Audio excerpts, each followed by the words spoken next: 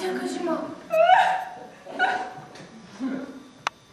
Тя от нас българите цивилизацията не има още в употребление. Абе, ни трябва, бе! Мулавата да я дори в употребление!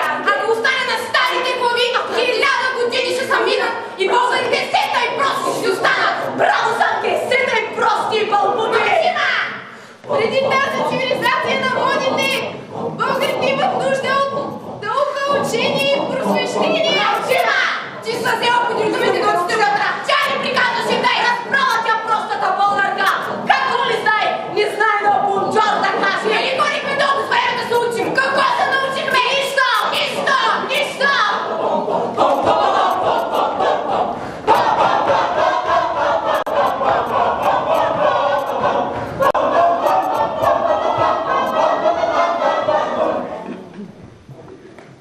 Бонжур, мадемуазел Мари. Здравей, Марики. Хватит ми драги.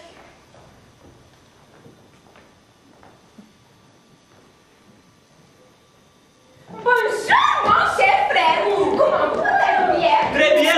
Merci, ma chère sœur. Ау, какво сладко иде французското! Да ти е драго да го слушаш! Бонжур, мадемуазел Мари.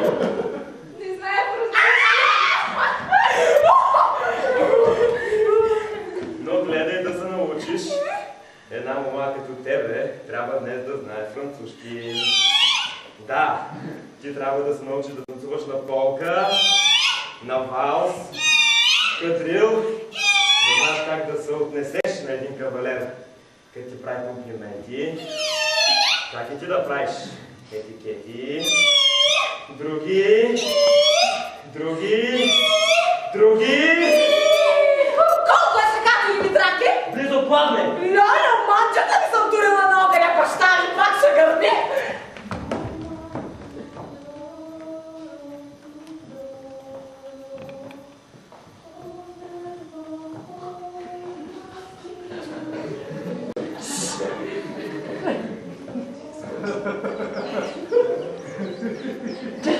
И тъй, Марике, ако желаеш да се научиш на европейските хора и да говориш французски, идвай всякога от мапа.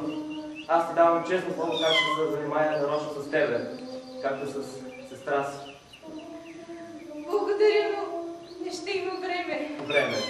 Остави всичко па, гледай да станеш една цивилизована демуазела. Дето не ще го бъде. То е фърката ми, стига да обичаш. Не, и на милост не може да цели още цивилизацията. Цивилизацията, Марике, е слънцето на днешния век. Слънце, дето грее днес на цяла Европа. Дето мадамите са цветето на тая цивилизация. Във Франция, именно в Париж, една жена е тъй свободна, както и мъжът. Една демуазела взема си там кавалери, на когото обикнало се разхожда с него, където си ще. Голяма свобода.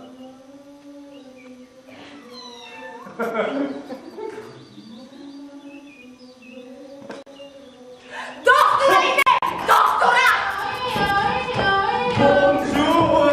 Ардио, bonjour! Comment madame Zlata? Comment ça va-t-il? Et mademoiselle? Merci, monsieur le médecin!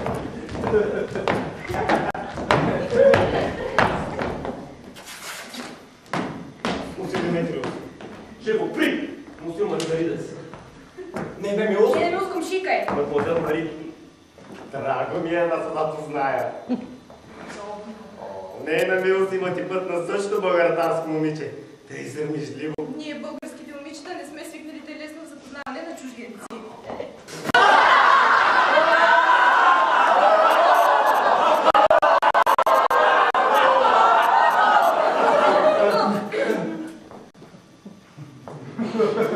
Вие не трябва да слушате вече вашите майки. Те са стари, па и прости. Те не знаеш какво ще рече цивилизация. Цивилизацията изисква от едно момиче да бъде отворена, да приказва франшиман с един кавалер. Не трябва срам. Срамът показва простотия. Аз вярвам срамот да е честа на едно момиче. Видите ли, българските майки какви мизерабли идеи дават на дъщерите си. За такива стари бранти, холера! Холера! Неква милост има резон.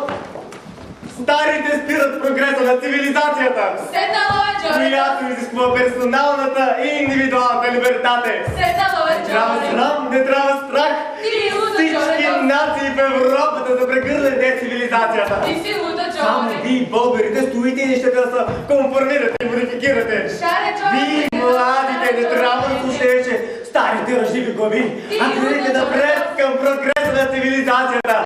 Вие трябва да имитирате като нас, европейци, да се запознавате с тази